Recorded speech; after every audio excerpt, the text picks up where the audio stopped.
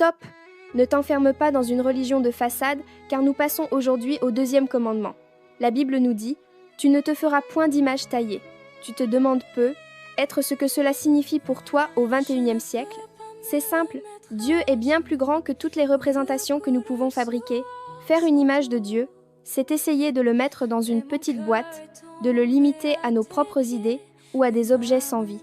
Jésus est venu nous révéler que Dieu est esprit et que c'est en esprit et en vérité qu'il veut être adoré. Trop souvent, on s'attache à des rituels, à des symboles ou à une image figée du Seigneur, alors qu'il veut une relation vivante et vibrante avec ton cœur. Ne confonds pas le Créateur avec sa création. Ton vêtement nouveau ne se porte pas sur une statue, il se porte dans ton âme. Quand tu arrêtes de chercher Dieu dans des objets et que tu commences à le chercher dans sa parole et dans la prière, sa présence devient une réalité quotidienne. Il n'est pas coincé dans un bâtiment ou dans une peinture, il habite en toi par son esprit. En libérant ton culte de tout ce qui est matériel, tu découvres une liberté spirituelle immense. Rien ne peut remplacer l'intimité directe avec Jésus-Christ. Laisse tomber les béquilles religieuses et ose marcher par la foi seule, car c'est là que se trouvent les vrais miracles.